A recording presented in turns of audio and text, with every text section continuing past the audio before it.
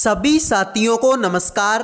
आज के इस वीडियो में हम बात करेंगे रेलवे ग्रुप डी एग्जाम 2026 के लिए साइंस के इम्पोर्टेंट क्वेश्चनों के बारे में। जैसा कि आप सभी को पता है कि रेलवे ग्रुप डी का एग्जाम बहुत ही जल्दी आप सभी का होने वाला है। आप सभी के पास में बहुत ही कम टाइम बचा हुआ है। इस टाइम को ज़्यादा से ज़्यादा अपनी पढ़ाई में लगा दो, ज़्यादा से ज़्यादा सवालों की प्रैक्टिस कर लो। तो आज के इस वीडियो में साइंस के कुछ बेहतरीन सवाल आप सभी को करवाऊंगा, तो वीडियो को लास्ट तक देख लेना है मेरे भाई, ठीक है। और आप सभी के मन में एक ही चीज़ होनी चाहिए कि अब की बार नौकरी लेनी है मेरे भाई। ये मान के चलो कि हम लोग अब ये लास्ट पढ़ रहे हैं, इसके बाद में हम नहीं पढ़ेंगे, इसके बाद में अब हमारी नौकरी ही लगेगी, ठीक है मेरे भाई। तो अब की बार नौकरी लेनी है, ये चीज़ सोच के पढ़ोगे तो मेरे भाई निश्चित ही आपका सिलेक्शन हो जाएगा। तो आइए कुछ बेहतरीन सवाल आपको करवाता हूँ।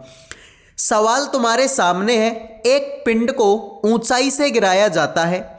यदि यह 3 सेकंड तक गिरता है और g बराबर में 10 मीटर पर सेकंड स्क्वायर है, तो इसका अंतिम वेग बताओ कितना होगा।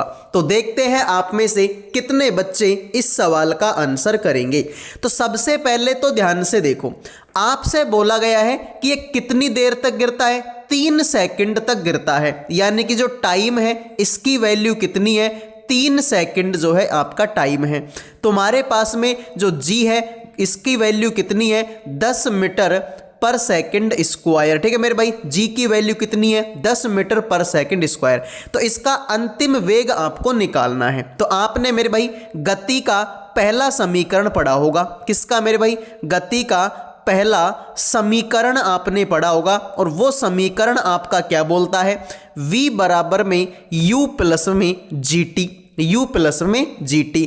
अब मेरे भाई इसको ऊंचाई से गिराया गया है, यानी कि जो u है इसकी वैल्यू तो हो जाएगी 0, ठीक है। इसको ऊंचाई से गिराया गया है, यानी कि जो इसका प्रारंभिक वेग है वो तो हो जाएगा इसका 0। तो v बराबर में हो जाएगा, u को तो अब लिखने की जरूरत है नहीं, g गुणा में t कर दो। तो g की वैल्यू कितनी है, 10 है, और t की वैल्यू कितनी है, 3 है। दोनों को गुणा करेंगे तो 10 तिया कितना हो जाएगा, 30 हो जाएगा, जो कि ऑप्शन नंबर 1 में है। तो जिन्होंने ऑप्शन 1 आंसर दे दिया उनके मजे हो गए, बाकी सभी का ये सवाल गलत हो चुका है, ठीक है मेरे भाई। तो इसको ऊंचाई से गिराया गया है, इसलिए इसका जो प्रारंभिक वेग है ना, जो इसका प्रारंभिक वेग है वो हो जाएगा 0, यानी u की वैल्यू 0 हो जाएगी। तो ये अगर 0 है तो बचा क्या, gt। तो g की वैल्यू 10 है, t की वैल्यू 3 है, दोनों को गुणा करेंगे 30 हो जाएगा। आइए अगले सवाल पे बढ़ते हैं। तो सारे के सारे स्टूडेंट वीडियो को लाइक कर दो, चैनल को सब्सक्राइब कर दो। लाइक सब्सक्राइब करने का कोई पैसा नहीं लगता।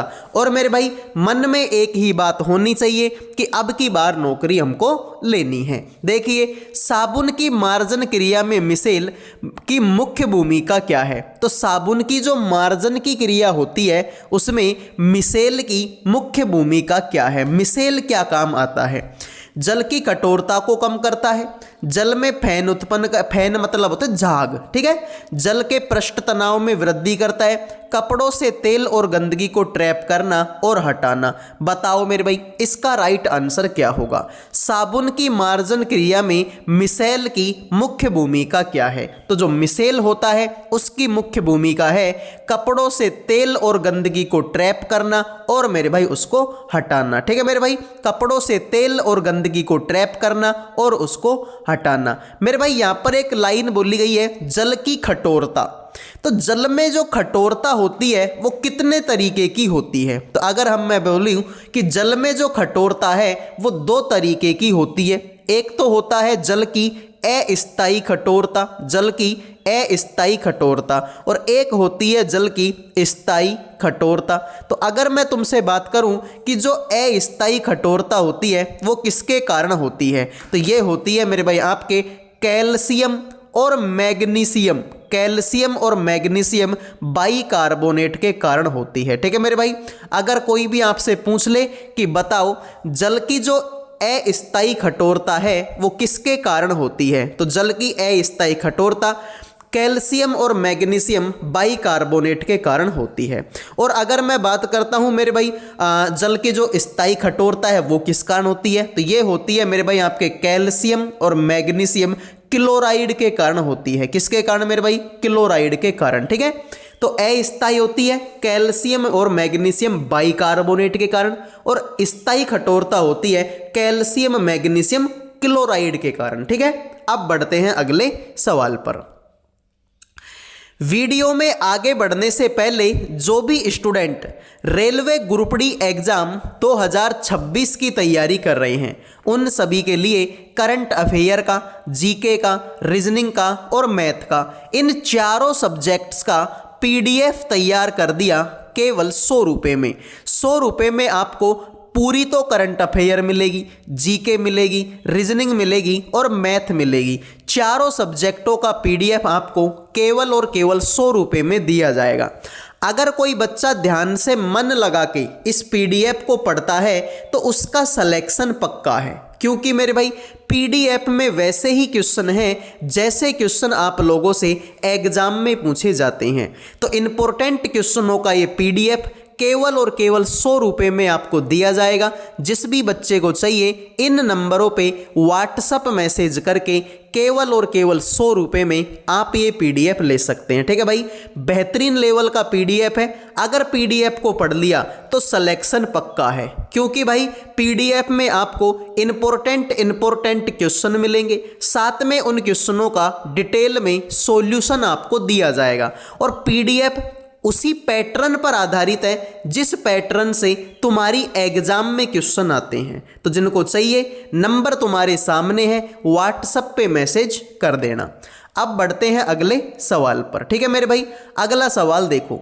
लेंस की शक्ति को खाली स्थान के रूप में परिभाषित किया जाता है। जो लेंस की शक्ति है इसको खाली स्थान के रूप में परिभाषित किया जाता है। इसकी फोकस दूरी के वर्ग के, मीटर में इसकी फोकस दूरी के व्युत्क्रम के, इसकी फोकस दूरी और अपवर्तनांक के गुणनफल के, और छवि दूरी और वस्तु की दूरी के अनुपात के। तो बताओ मेरे भाई सवाल का आंसर क्या होगा? तो मेरे भाई लेंस की जो शक्ति होती है, जो लेंस का पावर होता है वो किसके बराबर होता है? 1/में एफ के बराबर होता है। 1/में एफ, यानी कि 1/में एफ का मतलब है कि फोकस दूरी का व्युत्क्रम। ठीक है, फोकस दूरी का व्युत्क्रम। तो यही तुम्हारे सवाल का राइट आंसर हो जाएगा। मैं तुमसे पूछूं कि जो लेंस की शक्ति है इसका मात्रक क्या है? लेंस की शक्ति का मात्रक क्या है? तो आप बोलेंगे मेरे भाई डायोप्टर। ठीक है मेरे भाई, डायोप्टर जो है इसका मात्रक है, जिसको हम डी से प्रदर्शित करते हैं। ठीक है मेरे भाई, डायोप्टर। ठीक है, लेंस की शक्ति का मात्रक क्या है? आपका डायोप्टर है। अगले सवाल को देखते हैं। निम्नलिखित कथनों में से कौन सा कथन सही है? सभी बच्चे बताएंगे। तुम्हारे सामने ये 4 ऑप्शन दिए हुए हैं, इनमें से आपको बताना है कि कौन सा कथन आप लोगों का सही है। किया गया कार्य केवल धनात्मक ही हो सकता है, किया गया कार्य केवल ऋणात्मक ही हो सकता है, किया गया कार्य बल की दिशा के आधार पर धनात्मक या ऋणात्मक हो सकता है, किया गया कार्य बल या विस्थापन पर निर्भर नहीं करता। तो जितने भी स्टूडेंट हैं वो बताएंगे मेरे भाई इस सवाल का आंसर आप लोगों का क्या होगा। अब भाई देखो, जब भी साइंस की हम बात करते हैं तो ये कार्य हो गया, बल हो गया, विस्थापन हो गया, इन सब चीज़ों के बारे में हमको बहुत ही डीपली जानकारी होनी चाहिए, क्योंकि मेरे भाई इनमें जो है बच्चा अटक जाता है, इसमें जो बच्चा है वो फंस जाता है। अब आपसे बोला गया है मेरे भाई कि कौन सा कथन सही है। तो मेरे भाई यहाँ पर ये एक बात सही है कि जो किया गया कार्य है ना वो बल की दिशा के आधार पर धनात्मक या ऋणात्मक आपका हो सकता है। क्लियर मेरे भाई, जो किया गया कार्य है वो बल की दिशा के आधार पर धनात्मक या ऋणात्मक आपका हो सकता है। क्लियर, तो राइट आंसर आप लोगों का क्या होगा? ऑप्शन नंबर आपका सी होगा। क्लियर मेरे भाई, अब आइए अगले सवाल पे बढ़ते हैं। ठीक है, अब बढ़ते हैं अगले सवाल पर। तो अगला सवाल देख लीजिए मेरे भाई, या फिर आप इसको इस तरीके से देख सकते हैं, जो W है ना, W वो आपका होता है F गुणा D, साथ में होता है मेरे भाई इसके मल्टीप्लाई में कोस थीटा होता है। ठीक है मेरे भाई, W यानी जो वर्क है वो किसके बराबर होता है, F यानी कि फोर्स यानी कि बल, D गुणा में मतलब विस्थापन, तो बल गुणा में विस्थापन, साथ में होता है आपका कोस थीटा। ठीक है मेरे भाई, साथ में आपका कोस होता है थीटा। अब कोस थीटा मेरे भाई, कोस थीटा की वैल्यू आपकी माइनस भी हो सकती है और आपकी प्लस भी हो सकती है। क्लियर मेरे भाई, आइए ठीक है। थीटा जब 90 से कम होता है, यानी कि आपने पढ़ा होगा ना मैथ में कि 0 डिग्री, 30 डिग्री, 45 डिग्री, 60 डिग्री और 90 डिग्री, तो 90 या 90 से कम होगा तब तो काम क्या होगा मेरे भाई, आपका धनात्मक होगा। और जब थीटा की वैल्यू 90 से ज़्यादा हो जाएगी तो काम कैसा हो जाएगा, आपका ऋणात्मक हो जाएगा। ठीक है, थीटा की वैल्यू 90 या 90 से कम है तब तक तो काम धनात्मक होगा, 90 से ज़्यादा हो जाएगी तो काम आपका ऋणात्मक हो जाएगा। ठीक है मेरे भाई, आइए अगले सवाल पे बढ़ते हैं। निम्नलिखित में से किसका उपयोग विलयन की सांद्रता को व्यक्त करने के लिए नहीं किया जाता? सभी बच्चे बताएंगे कि किसका जो उपयोग है वो विलयन की सांद्रता को व्यक्त करने के लिए नहीं किया जाता। पहला ऑप्शन है विलयन का द्रव्यमान माइनस में आयतन प्रतिशत। फिर बोला किसी विलयन का द्रव्यमान प्रतिशत, ठीक है बराबर, द्रव्यमान प्रतिशत है, विलयन का आयतन माइनस द्रव्यमान प्रतिशत, विलयन का आयतन माइनस का आयतन प्रतिशत। तो सभी बच्चे बताएंगे इस सवाल का आंसर क्या होगा। किसका उपयोग विलयन की सांद्रता को व्यक्त करने के लिए नहीं किया जाता है? तो आप बोलेंगे राइट आंसर होगा विलयन का आयतन माइनस का द्रव्यमान प्रतिशत। यही तुम्हारे सवाल का राइट आंसर आपका हो जाएगा। आइए अगले सवाल पे बढ़ते हैं। अस्थमा मुख्यतः श्वसन तंत्र के किस भाग को प्रभावित करता है? अस्थमे की बीमारी आपने भी सुनी होगी, हो सकता है कि आपके परिवार में से किसी को अस्थमा की बीमारी हो, परिवार में से ना होगी तो आप हो सकता है कि आपके मोहल्ले में किसी की हो, लेकिन मेरे भाई अस्थमा की बीमारी आजकल फेमस है, लगभग चल ही रही है। तो आपसे पूछा है जो अस्थमा की बीमारी है वो मेरे भाई किसको प्रभावित करती है? तो मेरे भाई आप बात करेंगे ब्रोंकी और ब्रोंकीओल्स को प्रभावित करती है। ठीक है मेरे भाई, ब्रोंकी और ब्रोंकीओल्स को प्रभावित करती है। राइट आंसर आप लोगों का क्या होगा? ऑप्शन नंबर सी होगा। क्लियर है, अगले सवाल पे बढ़ते हैं। निम्नलिखित में से कौन सी धातु सक्रियता श्रेणी के मध्य में निष्कर्षित की जाती है? सभी बच्चे बताएंगे कौन सी धातु सक्रियता श्रेणी के मध्य में निष्कर्षित की जाती है? सोडियम है, पोटेशियम है, सोना है या फिर मेरे भाई आपका लोहा है? फटाफट से बताएंगे इस सवाल का आंसर क्या होगा। तो आप बोलेंगे सर इसका राइट आंसर आपका डी होगा। क्लियर मेरे भाई, इसका राइट आंसर आपका क्या होगा? डी होगा।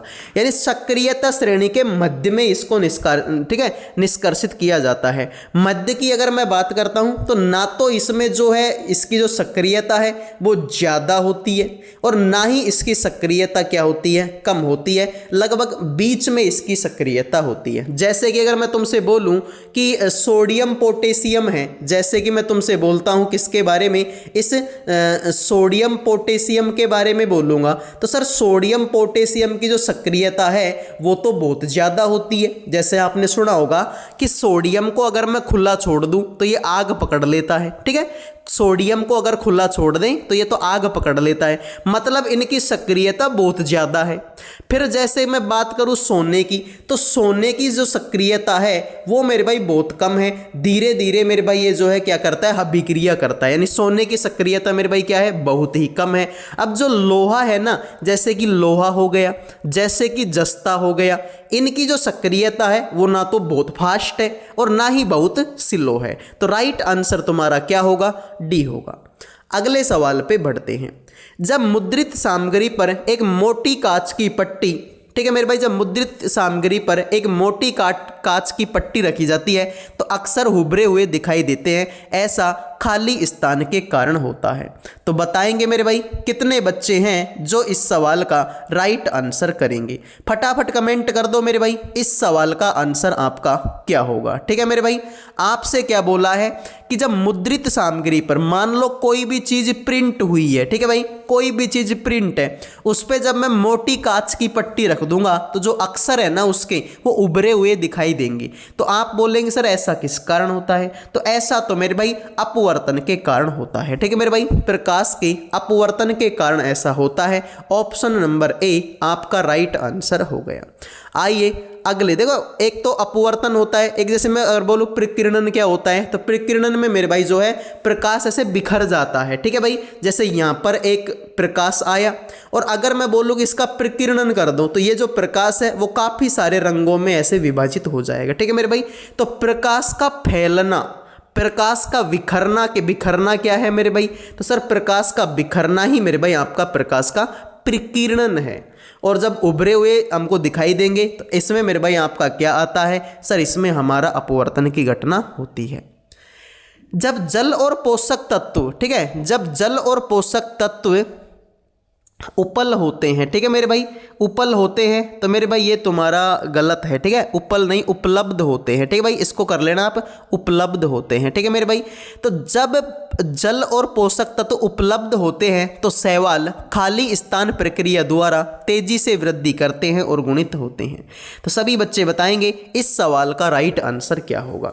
जब आपके मेरे भाई जल और पोषक तत्व उपस्थित होते हैं तो शैवाल किस प्रक्रिया के द्वारा तेजी से वृद्धि करते हैं, तो आप बोलेंगे कि सर ये तो खंडीभवन प्रक्रिया के द्वारा क्या करते हैं, तेजी से वृद्धि करते हैं। ठीक है मेरे भाई, अब जैसे मुकुलन है तो मुकुलन तो किस में होता है, मुकुलन होता है मेरे भाई आपके हाइड्रा में। ठीक है मेरे भाई, मुकुलन तो किस में होगा, आपके हाइड्रा में होगा। और शैवाल में क्या होता है, शैवाल में आपका खंडीभवन होता है। ठीक है मेरे भाई, शैवाल में आपका खंडीभवन होता है। अगर मैं आपसे पूछूं कि शैवाल का अध्ययन क्या कहलाता है मेरे भाई, ठीक है, कोई मुझे बताएगा कि शैवाल का अध्ययन क्या कहलाता है। ठीक है, विज्ञान की किस भाषा में शैवाल का अध्ययन किया जाता है, बताओ भाई फटाफट से, कितने बच्चे इस सवाल का आंसर करेंगे। शैवाल का अध्ययन विज्ञान की किस शाखा में किया जाता है, तो अगर मैं बात करता हूं शैवाल के अध्ययन को हम क्या कहते हैं, फाइकोलॉजी कहते हैं। क्या कहते हैं मेरे भाई, फाइकोलॉजी कहते हैं। मैं बात करता हूं कवक का अध्ययन, कवक का अध्ययन आपके माइकोलॉजी कहलाता है। क्या कहलाता है, माइकोलॉजी कहलाता है। और मेरे भाई ठीक है भाई, तो ये आपको याद होना चाहिए। अगले सवाल पे बढ़ते हैं। क्या होता है जब जिंक की छड़ को जलीय कॉपर सल्फेट के विलयन में रखा जाता है, क्या होगा जब मैं जिंक की छड़ को जलीय कॉपर सल्फेट के विलयन में रख दूंगा, तो बताइए, कोई रासायनिक परिवर्तन नहीं देखा जाएगा। कॉपर सल्फेट विलयन का नीला रंग फीका पड़ जाएगा, विलयन का तापमान गिर जाता है, अभिक्रिया प्रारंभ करने के लिए ऊष्मा की आवश्यकता होती है। सभी बच्चे बताएंगे इस सवाल का राइट आंसर आप लोगों का क्या होगा। तो देखते हैं आप में से कितने बच्चे इस सवाल का राइट आंसर करेंगे। ठीक है, फटाफट से बता दीजिए इस सवाल का राइट आंसर क्या होगा। तो जब जिंक की छड़ को, जो जिंक है इसकी छड़ को जलीय विलयन में रखेंगे तो मेरे भाई किसका निर्माण होगा, कॉपर सल्फेट का नीला विलयन जो है फीका पड़ जाएगा। ठीक है मेरे भाई, जब जिंक की छड़ को जलीय कॉपर सल्फेट विलयन में रखा जाता है तो जो कॉपर सल्फेट का नीला रंग है ना वो आपका क्या हो जाता है, वो फीका पड़ जाता है।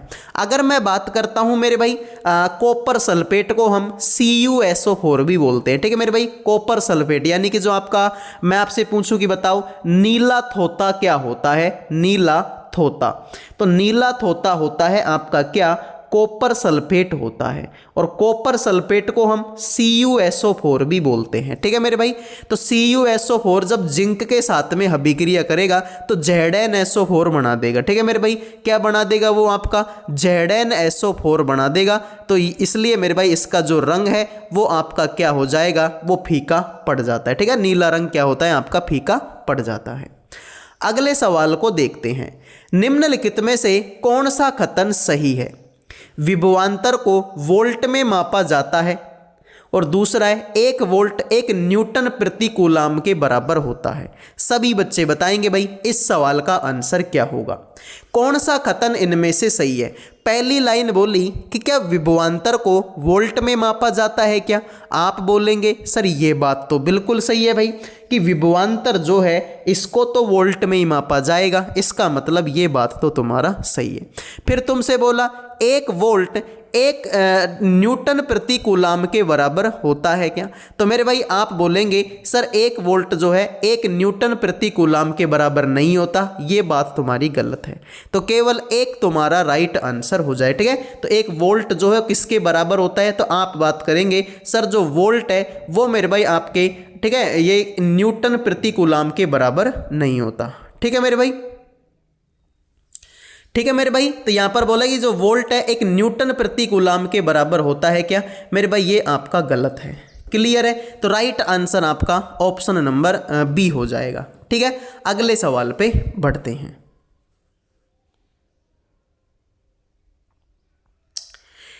वह कौन से पोल्ट्री पक्षी हैं जिन्हें अंडे उत्पादन के लिए पाला जाता है? सभी बच्चे बताएंगे इस सवाल का आंसर क्या होगा। वह कौन से पोल्ट्री पक्षी हैं जिन्हें अंडे उत्पादन के लिए पाला जाता है? कॉमन कार्य को, मिल्च को, या फिर आपके लेयर को, या फिर आपके बॉयलर को, ठीक है। ये कोमल कार्य नहीं है, कोमल कार्प है, ठीक है मेरे भाई, कोमल कार्प। तो कौन से पोल्ट्री पक्षी हैं जिन्हें अंडे उत्पादन के लिए पाला जाता है? तो आप बात करेंगे सर वो अंडे, ठीक है, पोल्ट्री पक्षी आपके लेयर। लेयर क्या होती है मेरे भाई? एक तरीके की मुर्गी ही होती है, ठीक है मेरे भाई। लेयर क्या होती है? एक तरीके की मुर्गी होती है जिनको मेरे भाई हम किस लिए पालते हैं? तो आप बात करेंगे सर अंडों के लिए पालते, भाई मुर्गियों से ही तो अंडे मिलते हैं, ठीक है, मुर्गियों से ही तो अंडे मिलते हैं। तो मेरे भाई जो लेयर होता है वो एक तरीके की मुर्गी होती है जिनको हम किस लिए पालते हैं मेरे भाई? अंडों के लिए पालते हैं। अब देखो 3 चीज़ें हैं तुम्हारे सामने, एक तो मिल्च है, एक तो मेरे भाई मिल्च। तो मिल्च बोले तो इसको मिल्क, मिल्च, ठीक है मेरे भाई, मिल्च मतलब मिल्क। तो मिल्क यानी कि जो दुधारू पशु होते हैं ना, दुधारू पशु, ठीक है भाई, दुधारू पशु। अगर ये आपसे ये पूछ ले कि भाई बताओ दूध देने के लिए कौन से पशुओं को पाला जाता है, तो दूध के लिए कौन से पशु पालते हैं? तो सर मिल्च को पालते हैं। मैं तुमसे बात करूं ये जो ब्रॉयलर है, जो ये आपका ब्रॉयलर है, ये मांस उत्पादन के लिए है, ठीक है भाई, मांस के लिए है। और मैं अगर तुमसे बात करूं जो लेयर है ये आपके अंडे के लिए है, ठीक है, जो लेयर है वो अंडे के लिए है, क्लियर मेरे भाई। तो अगर वो आपसे पूछे कि बताओ दूध के लिए कौन से पशुओं को पाला जाता है, तो दूध के लिए पाला जाता है किसको मेरे भाई? मिल्च पशुओं को। वो आपसे पूछे कि बताओ मांस के लिए कौन से पशुओं को पाला जाता है, तो आप बात करेंगे ब्रॉयलर को। वो आपसे पूछे कि अंडे के लिए कौन से हैं, तो अंडे के लिए है मेरे भाई आपका लेयर। तो राइट आंसर आप लोगों का क्या होगा? ऑप्शन नंबर सी होगा। आइए अगले सवाल पे बढ़ते हैं। कोशिका विभाजन की किस विधि द्वारा द्विगुणित गुणसूत्रों को अगुणित युग्मकों में विभाजित किया जाता है? सभी बच्चे बताएंगे इस सवाल का राइट आंसर क्या होगा। कोशिका विभाजन की किस विधि द्वारा द्विगुणित गुणसूत्रों को अगुणित युग्मकों में विभाजित किया जाता है? द्विखंडन की विधि द्वारा, असूत्री विभाजन के द्वारा, सूत्री विभाजन के द्वारा, या फिर मेरे भाई आपके अर्धसूत्री विभाजन के द्वारा। तो सभी बच्चे बताएंगे इस सवाल का आंसर क्या होगा। तो द्विगुणित गुणसूत्रों को अगुणित युग्मकों में विभाजित किया गया अर्धसूत्री विभाजन के द्वारा। तो जिन्होंने आंसर दे दिया है ऑप्शन नंबर आपका डी, उनके हो गए मजे, बाकी सभी का ये सवाल गलत हो चुका है। आइए अगले सवाल पे बढ़ते हैं। एक ध्वनि तरंग की आवृत्ति 50 हर्ट्ज है, यह तरंग पूरी होने में इसे कितना समय लगेगा? एक ध्वनि तरंग की आवृत्ति 50 हर्ट्ज है, एक तरंग पूरी होने में इसे कितना समय लगेगा? फटाफट से बता दो सवाल का आंसर क्या होगा। 0.2 सेकंड लगेंगी या आपके 0.50 सेकंड लगेंगी, 0.55 लगेंगी, 0.02 लगेंगी। तो मेरे भाई आपका राइट आंसर क्या होगा? तो आप बोलें जो समय है वो किसके बराबर होता है? 1 में फ्रीक्वेंसी के बराबर होता है। तो 1 में फ्रीक्वेंसी कितनी है मेरे भाई? आपकी 50 है। तो जब 1 में 50 का भाग देते हैं तो 0.02 आंसर आपका आता है। क्लियर मेरे भाई? 0.02 आंसर आता है, यही तुम्हारा राइट है। अगले सवाल पे बढ़ते हैं। निम्नलिखित में से कौन सी जीवन प्रक्रिया प्रजातियों में विविधता लाने के लिए महत्वपूर्ण है? बताइए भाई इस सवाल का राइट आंसर क्या होगा? कौन सी जीवन प्रक्रिया प्रजातियों में विविधता लाने के लिए जरूरी है?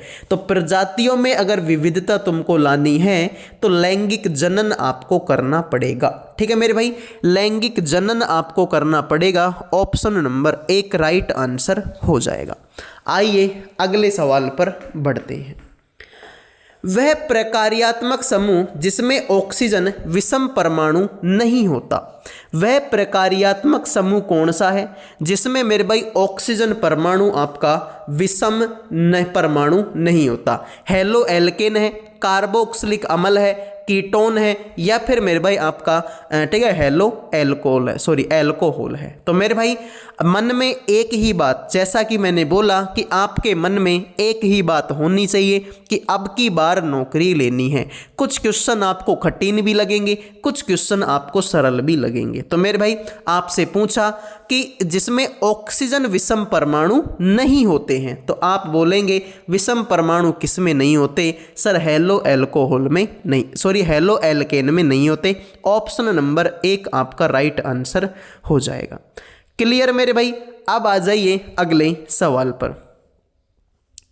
अगला सवाल है, निम्नलिखित में से कौन सा कथन स्थिर अनुपात के नियम का सर्वोत्तम रूप से वर्णन करता है? सभी बच्चे बताएंगे इस सवाल का राइट आंसर क्या होगा। आपसे बोला है स्थिर अनुपात का नियम, ठीक है। कोई किसी बच्चे को याद है क्या मेरे भाई स्थिर अनुपात का नियम आपका क्या बोलता है? किसी यौगिक में तत्व सदैव यादृच्छिक अनुपात में पाए जाते हैं। किसी अभिक्रिया के दौरान परमाणुओं को लघु कणों में विभाजित किया जा सकता है। रासायनिक अभिक्रिया में द्रव्यमान का न तो निर्माण हो सकता है न ही विनाश हो सकता है। किसी रासायनिक यौगिक में समान तत्व सदैव द्रव्यमान के समान अनुपात में होते हैं। सभी बच्चे बताएंगे स्थिर अनुपात का नियम आपका क्या होता है। क्लियर मेरे भाई? तो आप बोलेंगे कि इसका राइट आंसर आपका ऑप्शन नंबर डी होगा। ठीक है मेरे भाई, स्थिर अनुपात का नियम होता क्या है? ठीक है मेरे भाई, स्थिर अनुपात का नियम ये होता है कि कोई भी रासायनिक यौगिक हो, कोई सा भी रासायनिक यौगिक हो, चाहे उसको कोई सी भी विधि से प्राप्त किया गया हो, ठीक है भाई, चाहे उसको कोई सी भी विधि से प्राप्त किया गया हो या किसी स्रोत से प्राप्त किया गया हो, ठीक है मेरे भाई, कोई भी रासायनिक यौगिक है, चाहे उसको कोई सी विधि से प्राप्त किया गया हो या किसी स्रोत से उसको प्राप्त किया गया हो, तो मेरे भाई उसमें जो है तत्वों में जो है द्रव्यमान के अनुसार एक निश्चित समान अनुपात में होते हैं। ठीक है, उसमें जो तत्व हैं वो हमेशा द्रव्यमान के अनुसार समान अनुपात में होते हैं। तो इसमें भी यही बोला है कि रासायनिक यौगिक में समान तत्व सदैव समान द्रव्यमान के अनुपात में होते हैं। ठीक है मेरे भाई, चाहे कोई सा भी यौगिक हो, चाहे उसको कहीं से भी प्राप्त किया गया हो, लेकिन समान तत्व जो है समान सदैव द्रव्यमान के अनुपात में होते हैं। अगला सवाल है, निम्नलिखित में से कौन सा एक वृत्तीय गति का एक उदाहरण प्रस्तुत करता है? तो वृत्तीय गति का एक उदाहरण कौन प्रस्तुत करता है? तो आप बोलेंगे अपने मार्ग पर त्वरित होती हुई एक कार, नियत चाल से घूर्णन करती पंखे की ब्लेड, ऊर्ध्वाधर ऊपर की ओर फेंकी गई गेंद, अपनी पटरी पर गतिमान एक ट्रेन। तो आपसे बोला गया है कि कौन सा एक समान वृत्तीय गति का उदाहरण है? तो मेरे भाई एक समान वृत्तीय गति का उदाहरण क्या है? तो आप बोलेंगे नियत चाल से घूर्णन करती हुई पंखे की ब्लेड।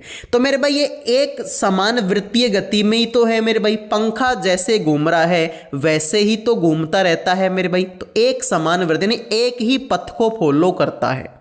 ऐसा थोड़ी है मेरे भाई कि अभी तो पंखा थोड़ी देर पहले तो मेरे भाई ऐसे घूम रहा था, अब मेरे भाई पंखा ऐसे घूमने लग गया, ऐसा थोड़ी होता है, एक ही पथ को फॉलो करता है। अब जैसे घड़ी की सुई है, घड़ी की सुई है वो हमेशा घड़ी के अंदर ही तो रहती है भाई, ऐसा थोड़ी है कि घड़ी की सुई पहले ऐसे गई फिर ऐसे कम आ गई फिर ऐसे ऐसे घूमने लग गई। घड़ी की सुई भी मेरे भाई ऐसे ही घूमती रहती है, चाहे सुबह हो चाहे शाम हो चाहे दोपहर हो। मैं जैसे बात करूं पंखे की पंखुड़ियां, पंखे की पंखुड़ियां भी एक ही समान मतलब एक ही रास्ते में घूमती रहती है। मैं जैसे बात करूं कि जो गिरह हैं, जो कि जो है मेरे भाई गिरह हैं वो चक्कर लगा रहे हैं, तो वो भी तो अपने ही पथ को फॉलो कर रहे हैं, वो भी अपने ही पथ को फॉलो कर रहे हैं। ऐसा थोड़ी है कि बृहस्पति की जगह पे जाकर शुक्र ग्रह घूमने लग गया, ऐसा थोड़ी है। अपने ही पथ को फॉलो कर रहे हैं, वो अपने ही रास्ते में घूमते हैं, किसी दूसरे को परेशान नहीं करते। तो राइट आंसर ऑप्शन बी होगा, ठीक है। अपने ही रास्ते में घूमते रहना, किसी को परेशान नहीं करना। निम्नलिखित में कौन सा तत्व उत्तक प्रकाश संश्लेषण करता है? तो बताइए मेरे भाई इनमें से कौन सा है जो मेरे भाई प्रकाश संश्लेषण करता है? अब ये तो सबको पता है कि प्रकाश संश्लेषण मेरे भाई किस में होता है? हरित लवक में होता है, हरित उत्तक में होता है। जाइलम मेरे भाई क्या करता है? जल का परिवहन करता है। किसका मेरे भाई? जल का परिवहन करता है जाइलम। अगले सवाल को देखिए, एक कुंडली का प्रतिरोध 44 है, यदि इसे 220 वोल्टेज की आपूर्ति से जोड़ा जाए तो कुंडली द्वारा खपत की गई शक्ति बता दो मेरे भाई आपकी कितनी है? तो देखते हैं आप में से कितने बच्चे इस सवाल का आंसर करेंगे। ठीक है भाई, एक कुंडली का प्रतिरोध 44 है, यानी रेजिस्टेंस जो है, जो आर है उसकी वैल्यू कितनी है? 44, और जो वी है उसकी वैल्यू कितनी है? 220 है।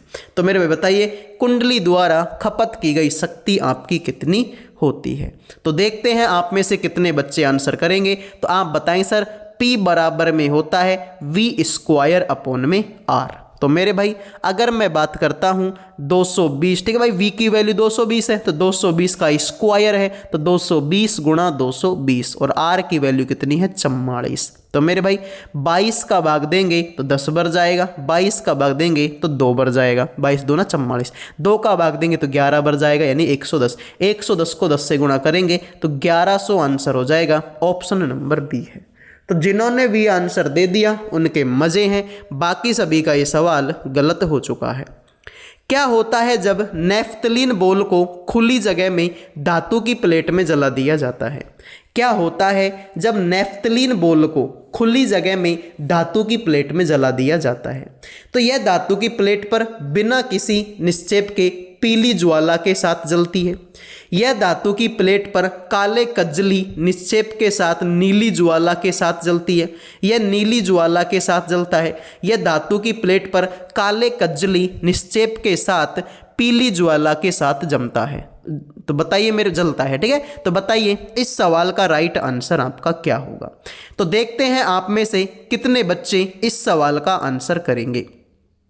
ठीक है, फटाफट से बता दो मेरे भाई, ठीक है। तो ध्यान से देखो, अगर मैं बात करता हूं मेरे भाई सबसे पहले तो नेफ्थलीन की, ठीक है मेरे भाई, सबसे पहले तो अगर मैं बात करता हूं नेफ्थलीन की बात करता हूं, तो नेफ्थलीन का जो फॉर्मूला होता है वो आपका होता है C10H8 होता है, ठीक है मेरे भाई, C10H8 होता है। अब अगर मैं इसको जलाऊंगा, जब मैं इसको जलाऊंगा तो आपको पता है कि इसमें कार्बन की संख्या बहुत ज़्यादा है, यानी कार्बन कितने हैं मेरे भाई? कार्बन 10 हैं। तो भाई जब मैं इसको जलाऊंगा तो इसमें कार्बन की संख्या बहुत ज़्यादा है। अब कार्बन की संख्या अगर बहुत ज़्यादा है तो मेरे भाई इसको ज़्यादा ऑक्सीजन चाहिए, इतनी ऑक्सीजन होती नहीं है। तो मेरे भाई इसमें क्या होता है? अपूर्ण दहन होता है। क्या होता है मेरे भाई? अपूर्ण दहन होता है, यानी कि ये पूरी तरह से नहीं जलता है, ठीक है। यानी ये मान के चल लो कि जब नेफ्थलीन को जलाया जाता है तो ये पूरी तरीके से नहीं जलता, अपूर्ण दहन होता है। अब अपूर्ण दहन होता है तो आप सभी को पता है कि अपूर्ण दहन में हमेशा पीली ज्वाला निकलती है, ठीक है भाई। जब भी कोई चीज़ पूरी तरीके से जलती है तो उसमें नीली ज्वाला जलती है। कौन सी मेरे भाई? नीले रंग की जलती है। और जब भी कोई चीज़ पूरी तरीके से नहीं जलती उसमें पीली ज्वाला होती है। जैसे कि आपने नोटिस किया होगा कि आपके घर पे गैस सिलेंडर है। अब जो गैस सिलेंडर है, तो जब आप रोटी बनाते हो, सब्जी बनाते हो, जब भी गैस जलाते हो तो वो गैस जो है नीले रंग का जलता है, क्योंकि उसमें क्या होता है? उसमें आपका अपूर्ण दहन होता है। जो गैस है वो पूरी जलती है यानी पूर्ण दहन होता है, और जब भी कोई चीज़ पूरी नहीं जलती अपूर्ण दहन होता है, उसमें पीले रंग की ज्वाला निकलती है। अब मेरे भाई अपूर्ण दहन हुआ यानी पूरा कार्बन जला ही नहीं, तो जब पूरा कार्बन जलता नहीं है तो कुछ कार्बन नीचे जम जाता है, कुछ कार्बन नीचे जम जाता है। तो मेरे भाई उससे क्या बनती है, काजल बनती है, काजल, ठीक है, आंखों में लगाते हैं ना काजल, ठीक है भाई। देखिए तो धातु की प्लेट पर काले कज्जली, कज्जली मतलब होता है काजल, तो काले काजल के निक्षेप के साथ पीली ज्वाला के साथ जलता है। तो पीला क्यों जलेगा, क्योंकि अपूर्ण दहन होगा, और मेरे वजह अपूर्ण दहन हो यानी पूरा नहीं जलेगा तो फिर कुछ ना कुछ तो बचेगा, और वो बचता क्या है, काला कज्जल बचता है, ठीक है, काली काजल बचती है। अगला सवाल है, प्रजनन के दौरान डीएनए प्राकृतिक बनना क्यों महत्वपूर्ण है। तो मेरे भाई प्रजनन के दौरान जो डीएनए प्राकृतिक बनना क्यों महत्वपूर्ण है, श्वसन के लिए जरूरी है मेरे भाई, या फिर पाचन के लिए, रुधिर परिसंचरण के लिए, लक्षणों को वंशागति के लिए। तो डीएनए का काम ही क्या है, ठीक है, लक्षणों को वंशागत करना, यानी जो तुम्हारे पापा में है वो तुम में आएंगे, तुम्हारे हैं वो तुम्हारे बच्चों में जाएंगे, ठीक है, तो लक्षणों को वंशागत करना है। आइए अगला सवाल है, निम्नलिखित में से कौन सा विकल्प मछली संवर्धन शब्द का सर्वोत्तम रूप करता है। तो सभी बच्चे बताएंगे इस सवाल का राइट आंसर क्या होगा। तो मछली संवर्धन, ठीक है मेरे भाई, तो मछली संवर्धन का मतलब क्या है, मछलियों का पालन है, ठीक है, मछली संवर्धन का मतलब क्या है, मछलियों का पालन है। अगला है तुम्हारे सामने, क्लोरीन का आंशिक परमाणु द्रव्यमान निम्नलिखित में से किसके कारण होता है। क्लोरीन का आंशिक परमाणु द्रव्यमान किसके कारण होता है। तो आप बोलेंगे सर क्लोरीन का जो आंशिक परमाणु द्रव्यमान है समस्थानिकों की उपस्थिति के कारण होता है। किसके कारण मेरे भाई, समस्थानिकों की उपस्थिति के कारण होता है। तो भाई वीडियो में आगे बढ़ने से पहले जो भी बच्चे रेलवे ग्रुप डी एग्ज़ाम 2026 की तैयारी कर रहे हैं उन सभी के लिए करंट अफेयर का, जीके का, रीजनिंग का और मैथ का चारों सब्जेक्ट्स का पीडीएफ तैयार कर दिया केवल 100 रुपये में। 100 रुपये में करंट अफेयर भी मिलेगी, जीके भी मिलेगी, रीजनिंग भी मिलेगी और मैथ भी मिलेगी। चारों सब्जेक्टों का पीडीएफ केवल और केवल 100 रुपये में आपको दिया जाएगा। अगर कोई बच्चा ध्यान से मन लगा के इस पीडीएफ को पढ़ता है तो उसका सिलेक्शन पक्का है, क्योंकि भाई पीडीएफ में वैसे ही क्वेश्चन हैं जैसे क्वेश्चन आपकी एग्जाम में आपसे पूछे जाते हैं। तो जिन भी बच्चों को पीडीएफ चाहिए इस नंबर पे व्हाट्सएप मैसेज करके केवल और केवल 100 रुपये में चारों सब्जेक्ट्स का पीडीएफ ले सकते हो। अब मिलेंगे मेरे भाई अगले वीडियो में, तब तक के लिए जय हिंद जय भारत।